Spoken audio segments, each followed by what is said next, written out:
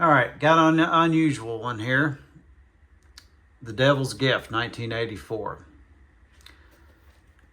Most people are familiar with this in a couple of different aspects. One, it's loosely based on something by Stephen King.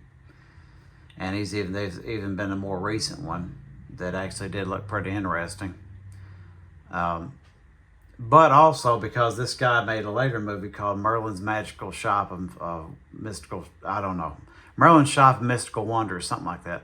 Anyway, it was on Mystery Science Theater, and he used an excerpt from that and try to pass it off as being, I don't know, 10 or 15 years later than what it was, but it's clearly early 80s. And it's kind of like Time Chasers for me. I don't know if everybody will feel this way. I think you just about have to be roughly my age or older. But I kind of like this sort of thing. It's got a good feel to it.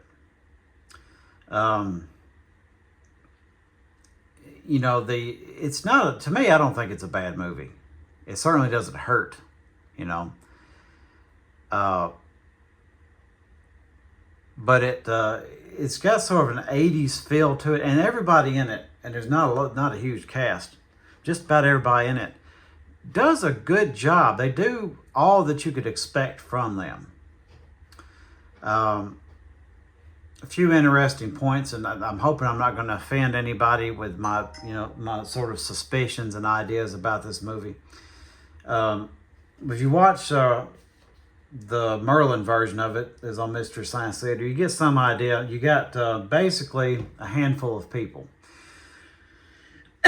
You started off with this woman doing some kind of a seance or something like that, and she doesn't really last all that long.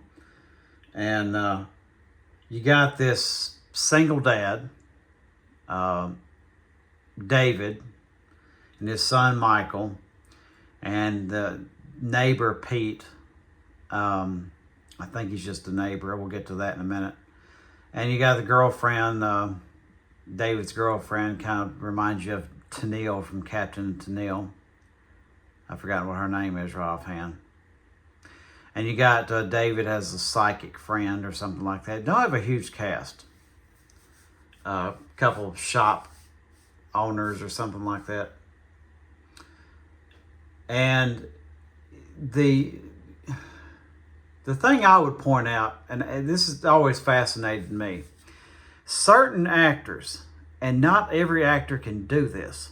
It's a couple of decent points about actors that gets overlooked because people overblow these super successful superstar actors, and they miss these details. You see these people along the way, and I could talk about like Basil Rathbone, Michael Landon. And, people didn't always get respect for being just. They may be a legend in one way or the other, but they haven't. People don't really talk about them being just one of the greatest actors ever. But what I would point out is it's like that they were sort of trained by being on a stage or something like that. Because if they're on the stage, they're acting. They're in their role 100%. And because you can watch some movies, and they could be older ones, there could be newer ones. You'll see this, where some actor is not particularly featured in the scene. They're just kind of in the background. And you can tell they're just sort of idling, waiting until it's their time to say something. Basil Rathbone didn't do that. Michael Landon didn't do that. They're in it. They're in their role, even if they don't have a single line or no prominent gesture or something like that they need to do. They're in their position, they're in their role, they're embodying that. And this guy here, Bob Mendelsohn or something like that, I think his name is. Guy playing Pete is Bruce Perry. They embody the roles that they're doing. I mean, say what you will about it. They embody the roles. David is in that house, which I'm assuming it's not his house. It feels like it's his house.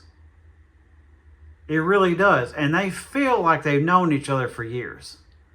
David feels like he's this kid's father, and the kid does a great job too. That isn't always the case, especially in the, from the 80s on back, maybe even the 90s on back.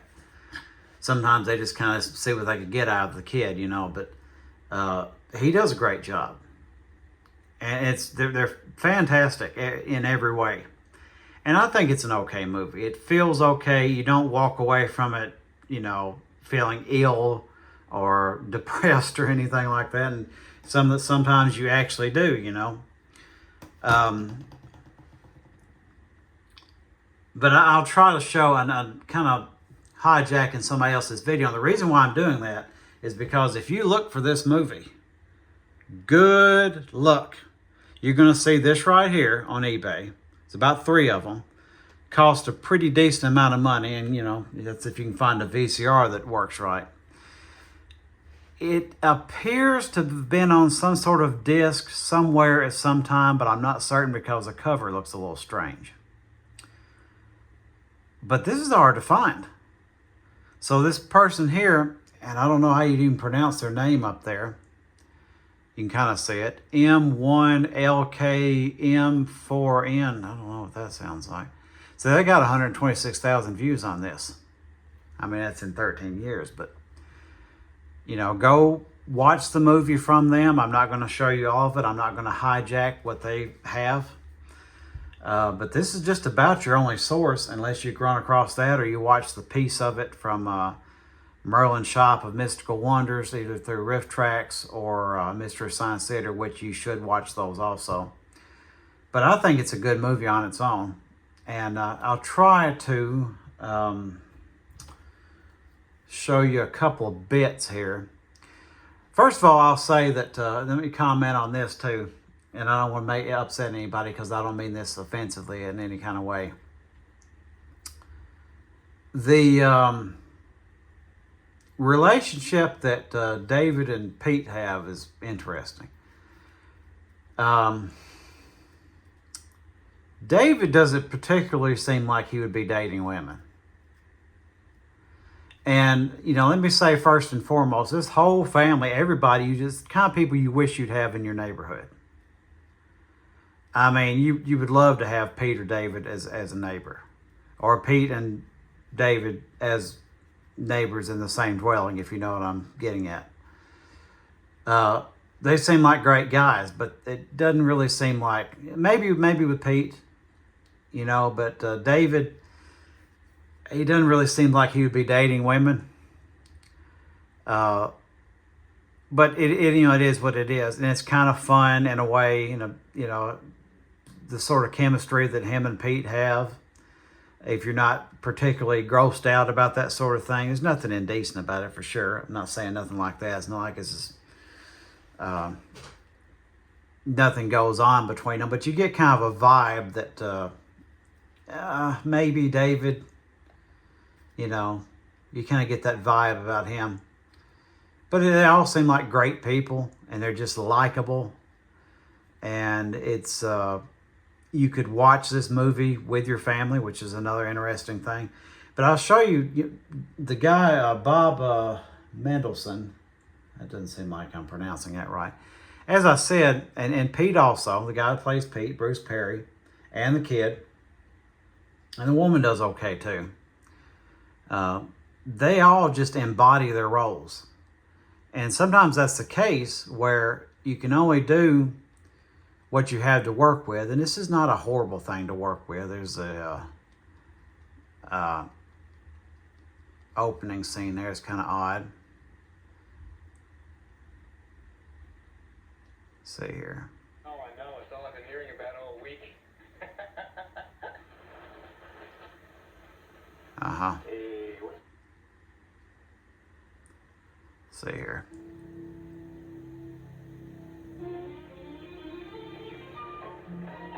Seems like a great neighborhood too. California, late 80s, or early 80s, and late 70s. It seemed very pleasant. Even the Haddonfield copy in Halloween. Hey, looks like a great day for the fair. I know. It's all I've been hearing about all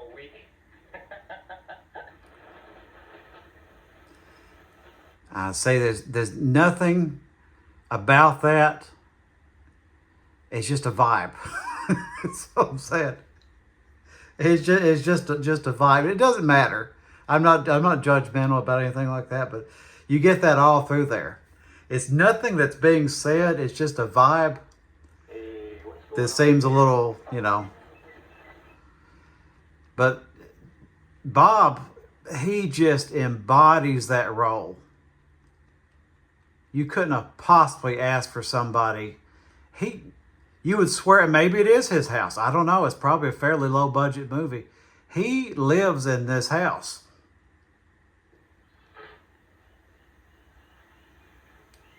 And you can't get that from just any actor. You can't. I don't know where this is, the funky paint job there on the wall. They got the birthday party for the kid, and that's when he gets the cymbal monkey.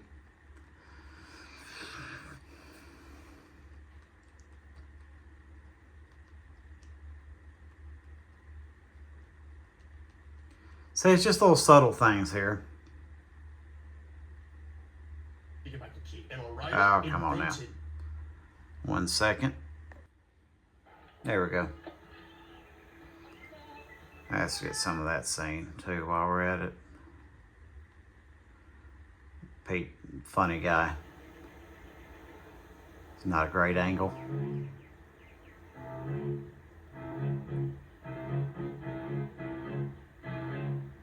What are you doing in there?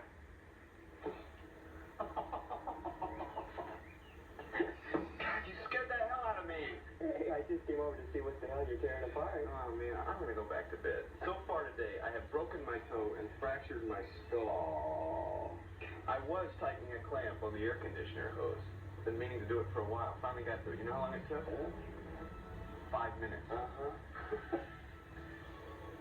Playing gardener today? Well, I was going to put some shrubs in, but I think I'll work on the old sugar fruit. Oh, yeah? Expecting a visit from Better Homes and Gardens anytime soon? One would have to wonder the way you've been attacking that lawn. I'm just trying to clean the place up. God knows I've neglected it long enough. Oh, your lawn always looks, Yeah, right. All right. All right, you hear the phone here. Just this simple vibe here.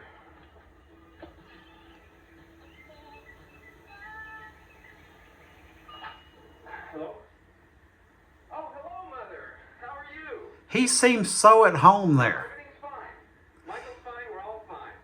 And, it seems it's a subtle thing. I'm not going to do too much because I'm hijacking this guy's post here enough. But he lives in that role. And I'm not trying to act like I'm some kind of acting instructor, but, he's a fantastic actor and probably didn't get the career he deserved. Because you don't always see that.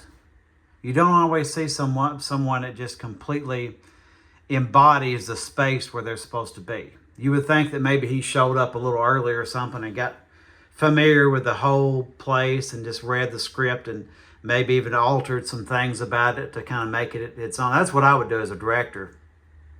I would have a super intricate script. I would have competent actors, which he is, and I would give them the rough idea of what they need to accomplish, what they need to get in the conversation, and I'd let them have a few takes at it.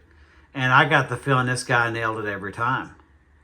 I mean, he completely lives in this role, and I don't. There's actors that have gotten paid a lot more, that are a lot more well-known than him, that can't touch what he's doing. And, a lot of these movies don't deserve that kind of respect, and that's what this channel is about. This channel, but also I'm sharing this on my main channel as well. But, check this out. If you can find it, you've already got a rare treasure. Because all I've seen worldwide right now is 3 other copies of this on eBay for a decent penny, and it's all VHS. But I think there are a disc of it. I'm not certain. I doubt there's a Blu-ray. They're going to do some work on that to get rid of some of that glaze where it looks like somebody's buttered the lens. But anyway, The Devil's Gift, 1984, and check out this guy's channel up here. Give him the view. and be on the lookout for more unusual things.